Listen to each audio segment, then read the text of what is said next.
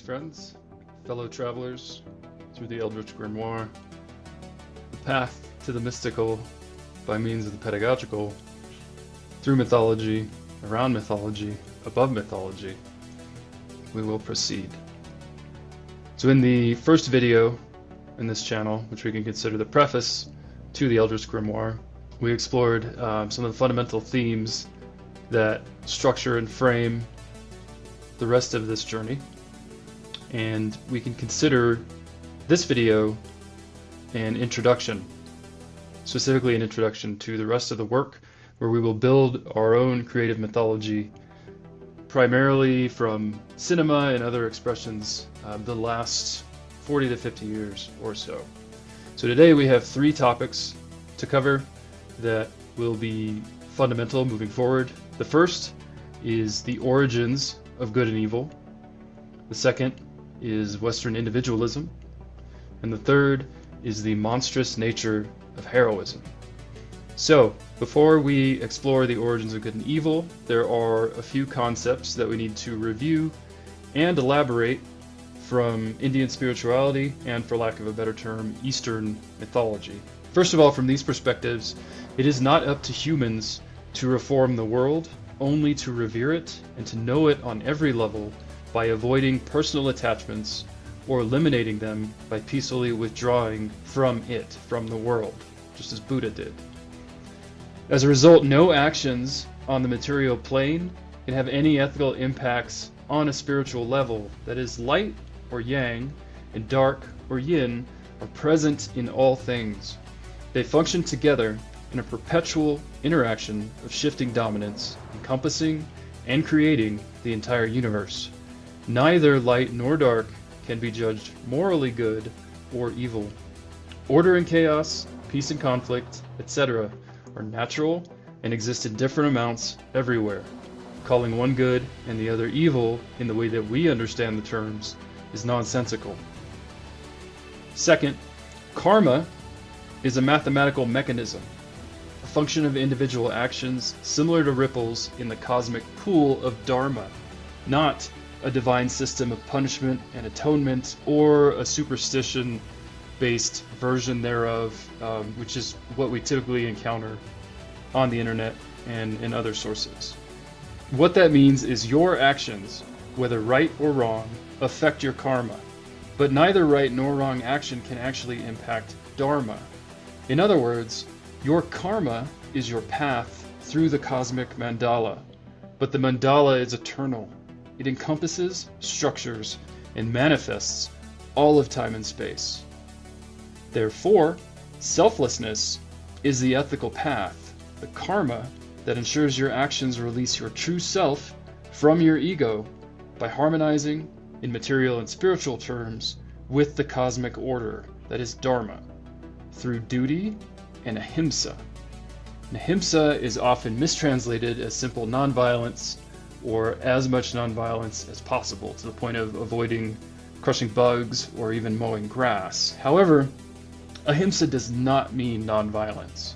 It means bringing about the least possible violence while doing what must be done. This lesson is learned by Arjuna in the Bhagavad Gita, and more apropos to us by Luke in the cave on Dagobah in The Empire Strikes Back.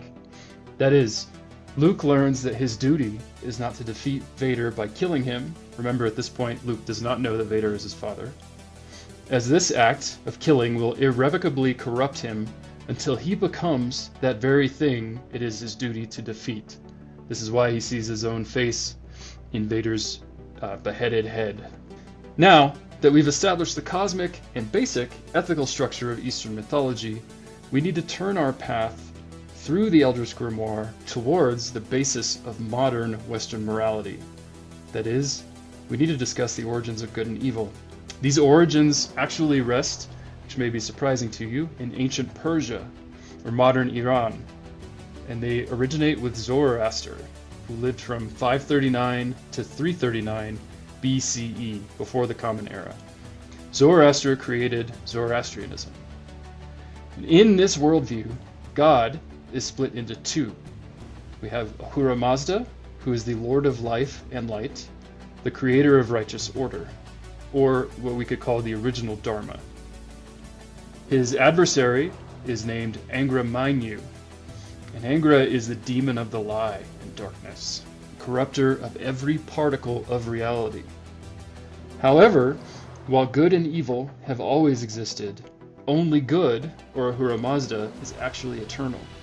And this is because evil, Angra Mainyu, will be defeated and eradicated at the end of time. Notably, as we can see here in Zoroastrianism, although the material world was not corrupted by humans, it can be reformed through virtuous human actions.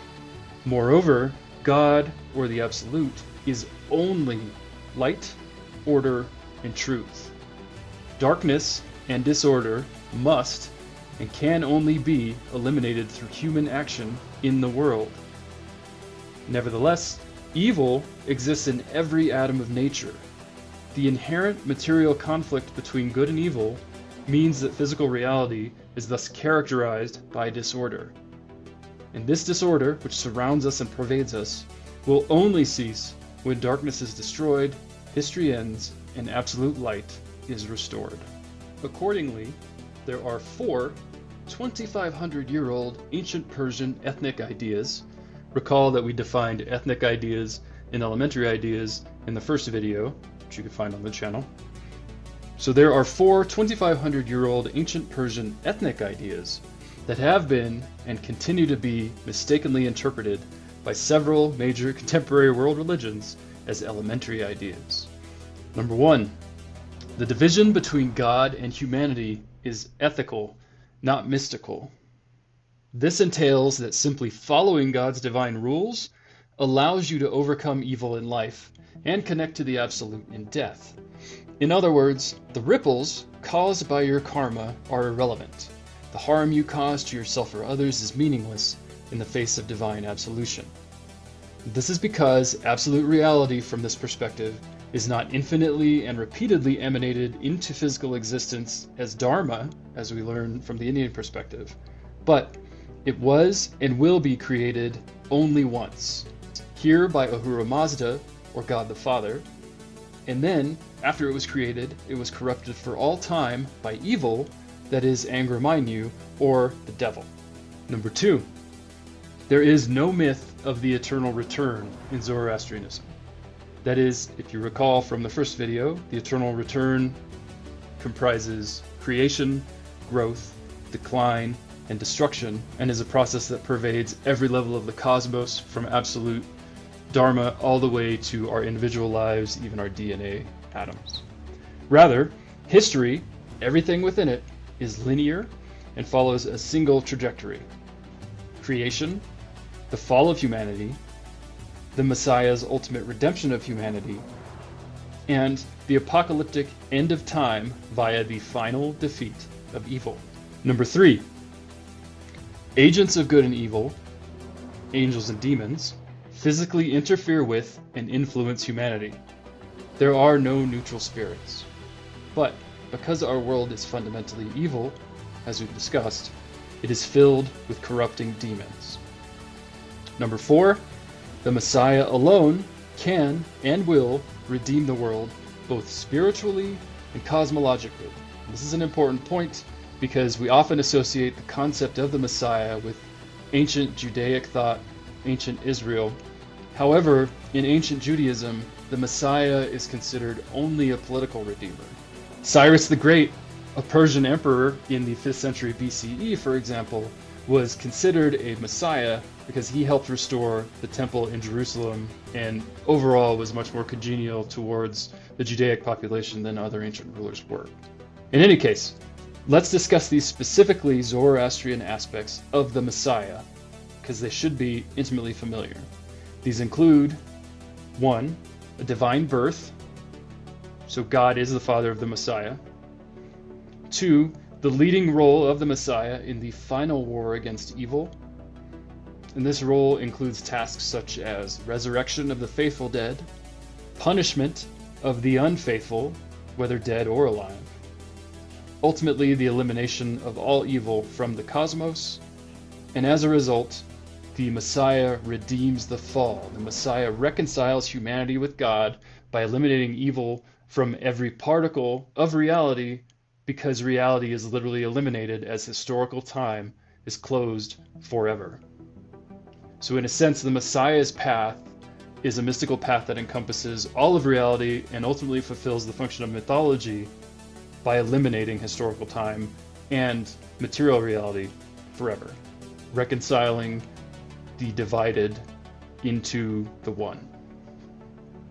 So as a result of Zoroastrianism's lasting influence, in most Western religions today, good and evil are fundamental, but only good is considered natural. Remember, evil was this unnatural pervader into material reality, and it will ultimately be eliminated from this view.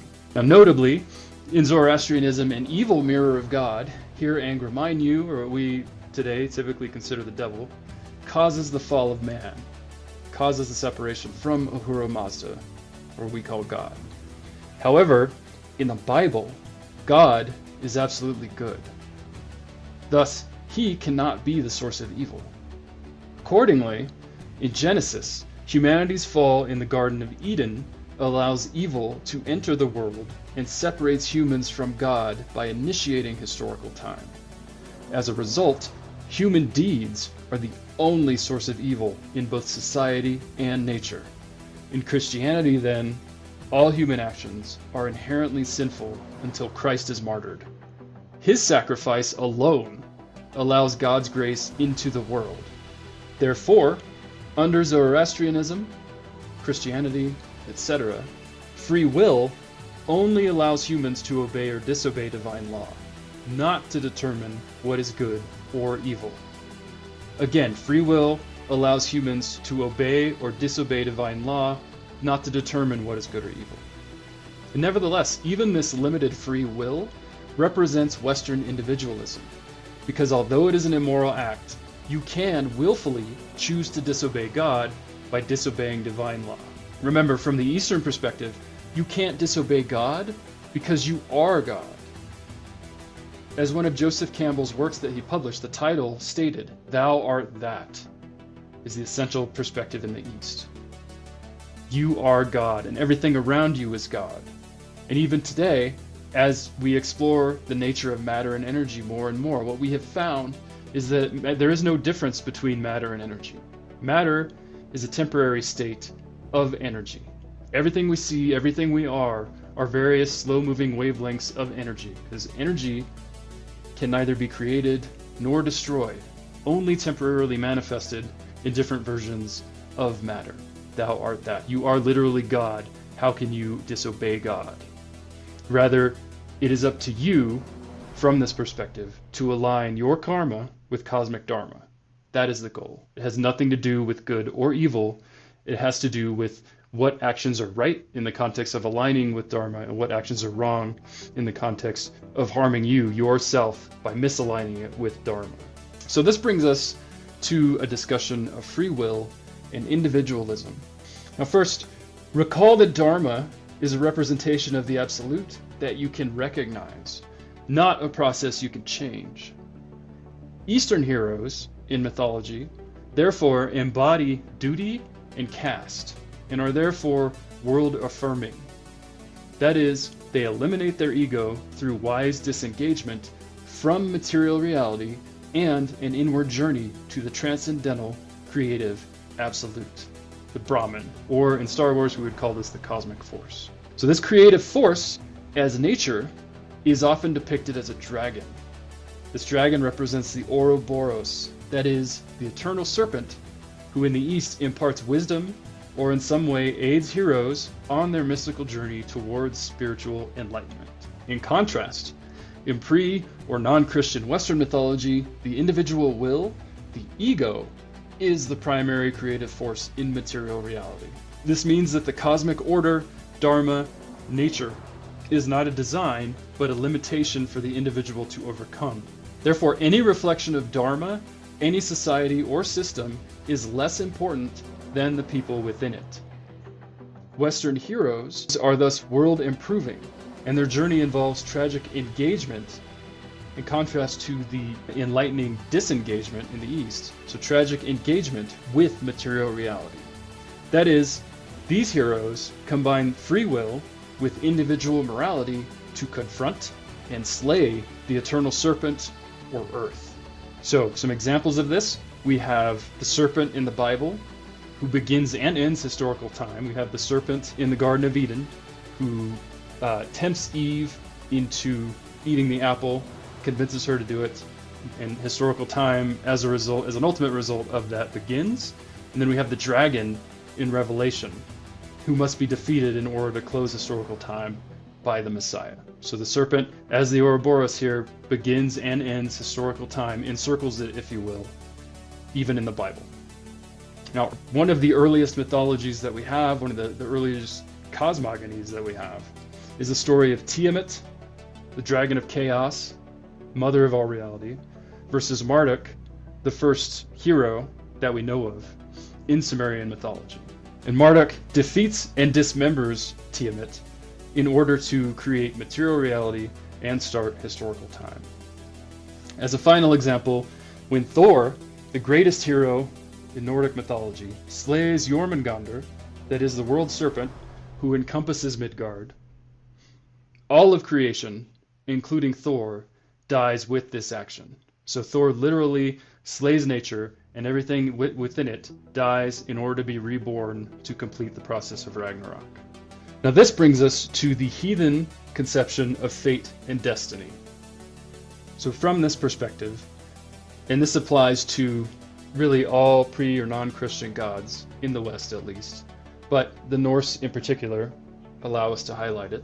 So the Norse gods are subject to and bounded by orlog, and this term literally means beyond law. This is fate. And fate is embodied by the Ouroboros, or nature. It cannot be changed. Therefore, fate in the West is analogous to dharma. It's unchangeable. It's eternal. However, the Norse gods can change their weird, their destiny, in their struggle against their orlog. So one way to conceive of this is, from our perspective, if we think of the three fates in Greece, the three fates weave the fates of man. So your fate is a thread. And that thread, the length of it is predetermined. You cannot change the length of your own thread. The beginning and the end are predetermined. They're unavoidable. But you can change how it is woven in the wider tapestry of all reality. Therefore, your actions affect not only your own thread, but all the threads around you.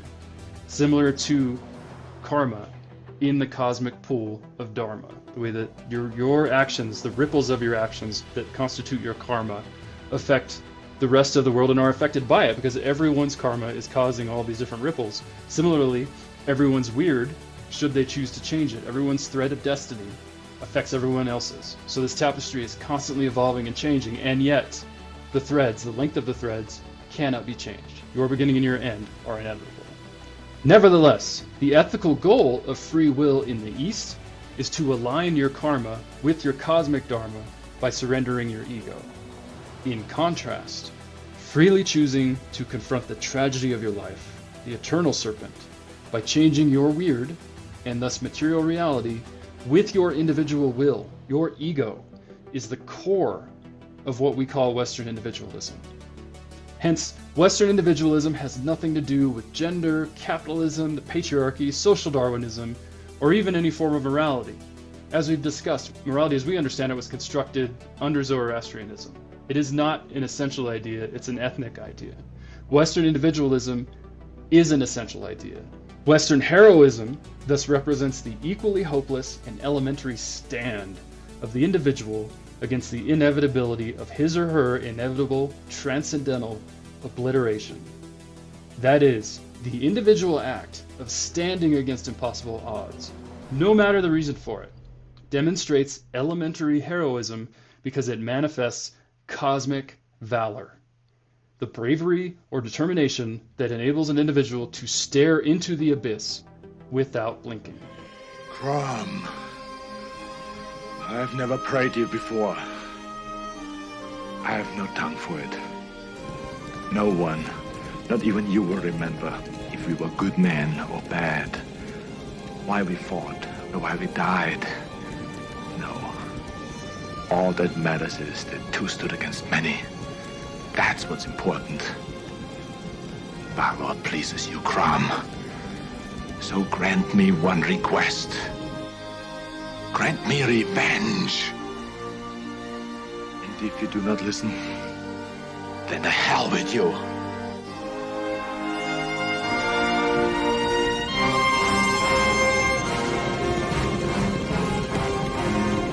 Nor is the stand martyrdom.